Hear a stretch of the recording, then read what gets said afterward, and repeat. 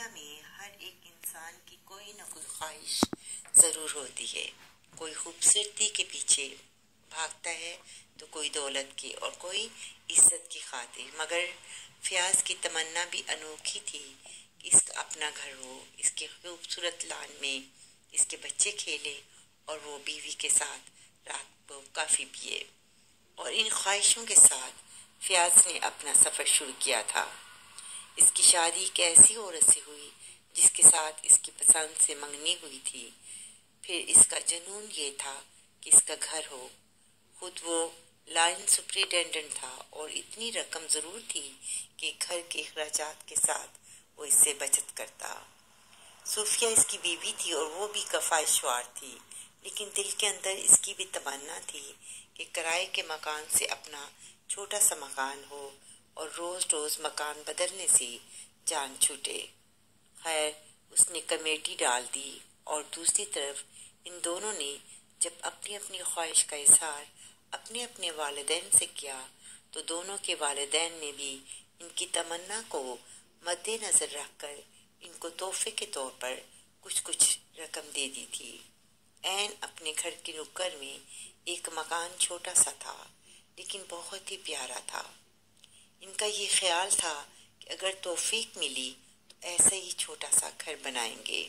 اللہ کی قدرت کے ان کی خواہش ایسے پوری ہوئی جیسے اچانک لاٹری نکل آئے. بورڈ پر لکھا تھا کہ مکان برائے فروخت. بس اب تو اس نے مکمل ارادہ کر لیا کہ جو بھی ہو اس کو مکان کو میں خریدوں گا. اس نے اپنے افسر سے ایڈوانس رقم کا مطالبہ کیا اور اسے رقم بھی جلدی مل گئی. کچھ رقم پہلے موجود تھی، بس سودا ہو گیا اور یہ مکان اس نے بیوی کے نام کر دیا. اللہ نے 2 بچے بھی دیے. اب تو سب کچھ اچھا تھا.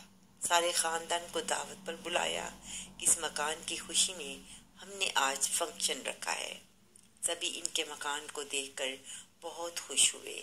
گارڈن کو اس خوبصورتی کے ساتھ سجایا تھا کہ اس کی بھینی بھینی خوشبو دل کو بہت اچھا لگتی تھی. فیاض اب دن رات محنت کرتا اور اس نے یہ نہیں سوچا کہ انسان ایک مشین نہیں. اکثر صوفیہ اسے کہتی ہمیں کچھ نہیں چاہیے، بس جو ہے وہی کافی ہے. لیکن فیاض کو اب اس قدر جنون تھا کہ بس اس کو کچھ سجائی نہیں دیتا تھا. 2 سال طویل عرصے کے بعد اس کی یہ تمنا بھی پوری ہوئی اور ایک خوبصورت کار اس کے دروازے کے سامنے تھی. اس کی خوشی کی انتہا نہ تھی. اس کو ایسا لگتا کہ ہر خوشی اس کے قدموں تلے آ گئی ہے اور آج وہ ایک عاجز انسان نہیں رہا تھا، بلکہ اس کا غرور اسے ایسا کر رہا تھا. اب وہ کسی کو بھی کچھ نہیں سمجھتا تھا. کہتے ہیں لالچ بری بلا ہے، اور فیاض کا لالچ اسے کہاں سے کہاں لے گیا، جہاں اسے اپنے سوا کوئی دوسرے کا خیال نہیں آتا تھا. جن لوگوں نے اس کا بڑے برے وقت میں ساتھ دیا تھا آج وہ ان کے سامنے حقیر تھے. بس جب قسمت نے پلٹا کھایا تو سوائے رونے کے اس کے پاس کچھ نہیں تھا.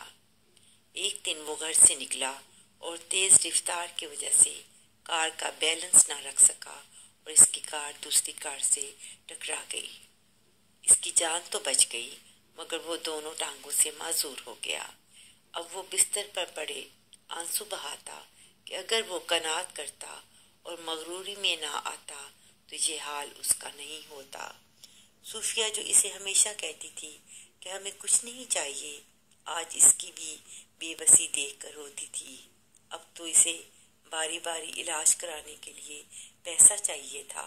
وہ کار جو تباہ ہوئی تھی اس کو بیچ دیا.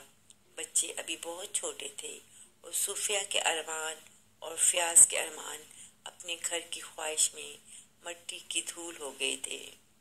اب اسے خود محنت کر کے اپنے اور اپنے میاں کا خیال رکھنا تھا اور یوں زندگی کی اپنے گھر کی خواہش کے ساتھ اس کے جیون کی نہ مٹنے والی تکلیف تھی.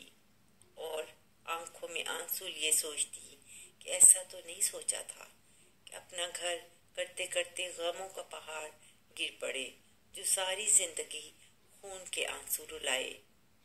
زیادہ خواہش بھی انسان کو مار دیتی ہے۔ جو اللہ تعالیٰ کے دیے ہوئے پر شکر کرتا ہے اور صبر سے کام لیتا ہے تو اللہ تعالیٰ بھی اس کے صبر کے ساتھ اس کو صبر کا اجر دیتا ہے۔